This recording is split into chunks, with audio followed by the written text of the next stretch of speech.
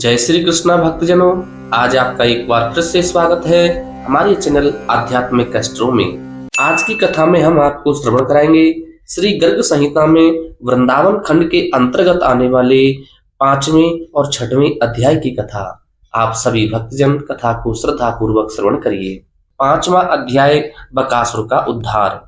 श्री नारद जी कहते हैं, एक दिन बलराम तथा ग्वाल वालों के साथ बछड़े चराते हुए श्री हरि ने यमुना के निकट आए हुए बकासुर को देखा। वह श्वेत पर्वत के समान ऊंचा दिखाई देता था, बड़ी बड़ी टांगें और मेघ गर्जन के समान ध्वनि।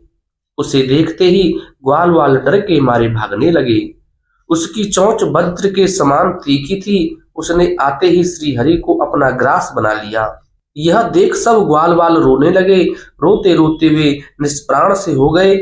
उस समय हाहाकार करते हुए सब देवता वहां आ पहुंचे। इंद्र ने तत्काल वज्र चलाकर उस महान बक पर प्रहार किया। वज्र की चोट से बकासुर धरती पर गिर पड़ा, किंतु मरा नहीं। वह फिर उठकर खड़ा हो गया। तब ब्रह्मा जी ने भी कुपित होकर उसे ब्रह्मदंड से मारा।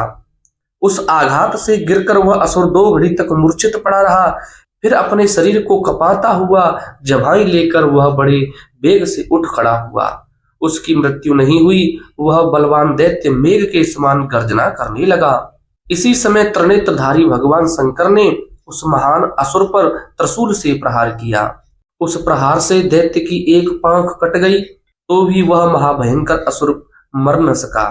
तदंतर वासुदेव ने बकासुर पर वायव्यास्त्र चलाया। उससे वह कुछ ऊपर की ओर उठ गया, परंतु पुनः अपने स्थान पर आकर खड़ा हो गया। इसके बाद यम ने सामने आकर उस पर यमदंड से प्रहार किया, परंतु प्रचंड पराक्रमी बकासुर की उस दंड से भी मृत्यु नहीं हुई। यमराज का वह दंड भी टूट गया, किंतु बकासुर की कोई क्षति नहीं पहुंची। इतने में ही प्रचंड किरणों वाले चंड पराक्रमी सूर्यदेव उसके सामने आए। उन्होंने धनुष हाथ में लेकर बकासुर को 100 बाण मारे। वे तीखे बाण उसके पांख में धस गए, फिर भी वह मर न सका। तब कुबेर ने तीखी तलवार से उसके ऊपर चोट की। इससे उसकी दूसरी पांख भी कट गई, किंतु वह दैत्य पुंगव मृत्यु को नहीं प्राप्त हुआ। तदंतर सोम देवता ने उस महाबक पर निहारास्त्र का प्रयोग किया। उसके प्रहार से शीत पीड़ित हो बकासुर मूर्छित हो गया, किंतु मरा नहीं। फिर उठकर खड़ा हो गया। अब अग्नि देवता ने उस पर महाबक पर आग्नेयास्त्र से प्रहार किया। इससे उसके रोए जल गए, परंतु उस महादुष्ट दैत्य की मृत्यु नहीं हुई। तत्पश्चात जल के स्वामी वरुण ने उसको पास में बांधकर धरती पर घसीटा। घसीटने से वह महापापी असुर क्षत विक्षत हो गया, किंतु मरा नहीं। तदंतर वेगशालिनी भद्रकाली ने आकर उस पर गदा से प्रहार किया। गदा के प्रहार से मूर्छित हो बकासुर अत्यंत वेदना के कारण सुध बुध खो बैठा। उसके मस्तक पर चोट पहुंची थी, तथापि वह अपने शरीर को कपाता और फड़फड़ाता हुआ फिर उठकर खड़ा हो गया, और वह महादुष्ट दैत्य धीरता पूर्वक समरांगण में स्थित हो मेघों की भांति गर्जना करने लगा। उस समय शक्तिधारी स्कंद ने बड़ी उतावली के साथ उसके ऊपर अपनी शक्ति चलाई। उसके प्रहार से उस पक्ष प्रवर असुर की एक टांग टूट गई, किंतु वह मर न सका। तदंतर विद्युत की गड़गड़ाहट के समान गर्जना करते हुए उस दैत्य ने सहसा क्रोध पूर्वक धावा किया और अपनी तीखी चोंच से मार मार कर सब देवताओं को खदेड़ दिया। आकाश में आगे आगे देवता भाग रहे थे और पीछे से बकासुर उन्हें खदेड़ रहा था। इसके बाद वह दैत्य पुनः वहीं लौट आया और समस्त दिंग मंडलों को अपने सिंहनाद से निनादित करने लगा। उस समय समस्त देव ऋषियों, ब्रह्म ऋषियों तथा द्विजों ने श्री नंद नंदन को शीघ्र ही सफल आशीर्वाद प्रदान किया। उसी समय श्री कृष्ण ने बकासुर के शरीर के भीतर अपने ज्योतिर्मय दिव्य देह को बढ़ाकर विस्तृत कर दिया। फिर तो उस महाबक का कंठ फटने लगा और उसने सहसा श्री कृष्ण को उगल दिया। फिर तीखी चोंच से श्री कृष्ण को पकड़ने के लिए जब वह पास आया, तब श्री कृष्ण ने झपटकर उसकी पूंछ पकड़ ली और उसे पृथ्वी पर दे मारा, किंतु वह पुनः उठकर चोंच फैलाए उनके सामने खड़ा हो गया। तब श्री कृष्ण ने दोनों हाथों से उसकी दोनों चोंचें पकड़ ली और जैसे हाथी किसी वृक्ष की शाखा को चीर डाले उसी तरह उसे विदीर्ण कर दिया। उस समय मृत्यु को प्राप्त हुए दैत्य की देह से एक ज्योति निकली और श्री कृष्ण में समा गई। फिर तो देवता जय जयकार करते हुए दिव्य पुष्पों की वर्षा करने लगे। तब समस्त ग्वाल वाल आश्चर्यचकित हो सब ओर से आकर श्री कृष्ण से लिपट गए और बोले, सखे आज तो तुम मौत के मुख से कुशल पूर्वक निकल आए। इस प्रकार बकासुर को मारने के पश्चात बछड़ों को आगे करके श्री कृष्ण बलराम और ग्वाल वालों के साथ गीत गाते हुए संहर्ष राजभवन में लौट आए। परिपूर्णतम परमात्मा श्री कृष्ण के इस पराक्रम पूर्ण चरित्र का घर लौटे हुए ग्वाल वालों ने विस्तार पूर्वक वर्णन किया। उसे सुनकर समस्त गोप अत्यंत विस्मित हुए। बहुलास ने पूछा, हे देवर से यह बकासुर पूर्व काल में कौन था और किस कारण से उसको बगुले का शरीर प्राप्त हुआ था? वह पूर्ण ब्रह्म सर्वेश्वर श्री कृष्ण में लीन हुआ, यह कितने सौभाग्य की बात है। श्री नारद जी ने कहा, हे नरेश्वर, हयग्रीव नामक दैत्य के एक पुत्र था जो उत्कल नाम से प्रसिद्ध हुआ। उसने समरांगण में देवताओं को परास्त करके देवराज इंद्र के छत्र को छीन लिया था। उस महाबली दैत्य ने और भी बहुत से मनुष्यों तथा नरेशों की राज संपत्ति का हरण करके 100 वर्षों तक सर्व वैभव संपन्न राज्य का उपभोग किया। एक दिन इधर उधर विचरता हुआ दैत्य उत्कल गंगा सागर संगम पर सिद्ध मुनि जाजली की पर्णशाला के समीप गया और पानी में बंसी डालकर बारंबार मछलियों को पकड़ने लगा। यद्यपि मुनि ने मना किया तथापि उस दुर्बुद्धि ने उनकी बात नहीं मानी। मुनिश्रेष्ठ जाजली सिद्ध महात्मा थे। उन्होंने उत्कल को शाप देते हुए कहा, दुर्मते, तू बगुले की भांति मछली पकड़ता और खाता है, इसलिए बगुला ही हो जा। फिर क्या था, उत्कल उसी क्षण बगुले के रूप में परिणत हो गया। तेजो भ्रष्ट हो जाने के कारण उसका सारा गर्व जल गया। उसने हाथ जोड़कर मुनि को प्रणाम किया और उनके दोनों चरणों में पकड़कर कहा। उत्कल बोला, मुनि, मैं आपके प्रचंड तपोबल को नहीं जानता था। जाजली जी, मेरी रक्षा कीजिए। आप जैसे साधु महात्माओं का संग तो उत्तम मोक्ष का द्वार माना गया है। जो शत्रु और मित्र में, मान और अपमान में, स्वर्ण और मिट्टी के ढेले में तथा सुख और दुख में भी समभाव रखते हैं, वे आप जैसे महात्मा ही सच्चे साधु हैं।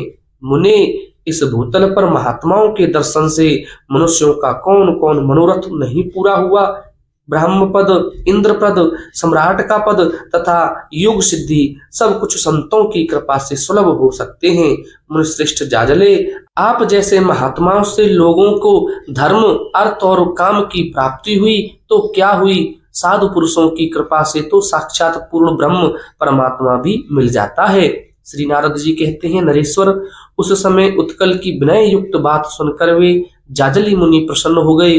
उन्होंने 60,000 वर्षों तक तपस्या की थी। उन्होंने उत्कल से कहा। जाजली बोले, वैवस्वत मनवंतर प्राप्त होने पर जब 28वें द्वापर का अंतिम समय बीतता होगा, उस समय भारतवर्ष के माथुर जनपद में स्थित ब्रजमंडल के भीतर साक्षात परिपूर्णतम भगवान श्री कृष्ण वृंदावन में गौवत्स चराते हुए विचरेंगे।